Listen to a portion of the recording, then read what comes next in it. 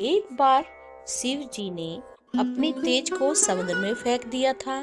उससे एक महातेजस्वी बालक ने जन्म लिया। यह बालक आगे चलकर जलंधर के नाम से पराक्रमी दैत्य राजा बना। इसकी राजधानी का नाम जलंधर नगरी था। दैत्यराज कालनेमी की कन्या वृंदा का विवाह जलंधर से हुआ। जलंधर महाराक्षस था। अपनी सत्ता के मद में चोर उसने माता लक्ष्मी को पाने की कामना से युद्ध किया, परंतु समुद्र से ही उत्पन्न होने के कारण माता लक्ष्मी ने उसे अपने भाई के रूप में स्वीकार किया। वहां से पराजित होकर वह देवी पार्वती को पाने की लालसा से कैलाश पर्वत पर गया। भगवान देवादिदेव शिव का रूप धरकर माता पार्वती के समीप गया, परंतु माँ ने अपने योग बल से उसे तुरंत पहचान लिया और वहां से अतन ध्यान हो गया। देवी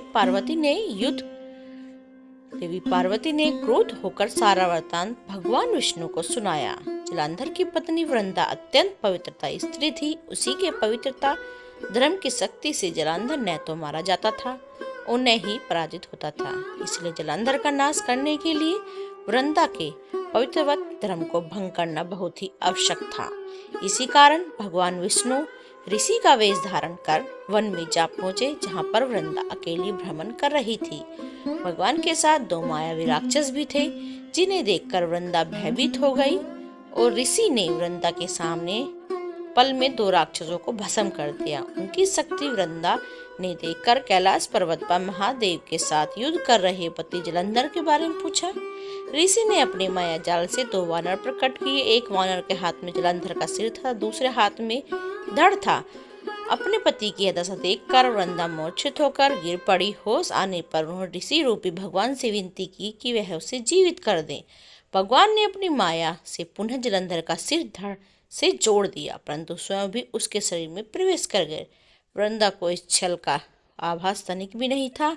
जलंधर बने भगवान के साथ वृंदा पवित्रता व्यवहार करने लगी, जिससे उसका सतीत्व भंग हो गया। ऐसा होते ही वृंदा का पति जलंधर युद्ध में हार गया। इस सारी लीला का जब वृत्तांत वृंदा को पता चला तो उसने क्रुद्ध होकर भगवान विष्णु को हृदयहीन शिला होने का श्राप दिया। अपने भक्त के श्राप को भगवान विष्णु ने स्वीकार किया और शालिग्राम पत्थर बन गए। सृष्टि के पालनकर्ता के पत्थर बन जाने से ब्रह्मांड में असंतुलन की स्थिति हो गई। यह देखकर सभी देवताओं ने वृंदा से प्रार्थना की, भगवान विष्णु का श्राप से मुक्त कर दें। वृंदा ने भगवान विष्णु को श्राप से मुक्त कर स्वयं आत्मदाह कर लिया। जहाँ वृंदा भस्म हुई वहां तुलसी का पौधा उग गया। भगवान विष्णु ने वृंदा से कहा, हे वृंदा, तुम अपने सातित्व के कारण मुझे लक्ष्मी से भी अधिक प्रिय हो गई हो। अब तुम तुलसी के रूप में सदा मेरे साथ रहोगी। तब से हर साल कार्तिक महीने के देव उत्थान एकादशी के दिन तुलसी विवाह के रूप में मनाया जाता है। जो मनुष्य भी शालिग्राम के रूप में तुलसी का विवाह करेगा, उसे इस लोक में और परलोक में विपुल यश की प्राप्ति होगी।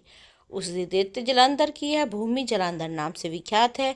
सती वृंदा का मंदिर महौल कोट किशनगंज में स्थित है। कहते हैं इस स्थान पर एक गुफा भी है जो सीधी हरिद्वार तक जाती है।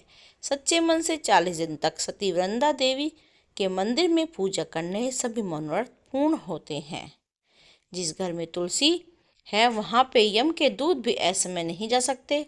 मृत्यु के समय जिसके प्राण मंजरी रहित तुलसी और गंगा जल के मुख में रखकर निकल जाते हैं, वे पापों से मुक्त होकर वैकुंठ धाम को प्राप्त होते हैं। जो मनुष्य तुलसी व आंवले की छाया में अपने पितरों का श्राद्ध करते हैं, उसके पितृ मोक्ष को प्राप्त हो जाते हैं।